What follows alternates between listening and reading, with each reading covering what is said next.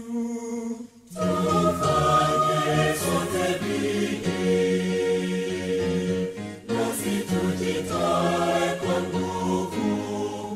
Nchi yetu ya Kenya tunayoipenda, tuwe tayari kuilinda. Na tujenge taifa letu. Ndio wajibu wetu.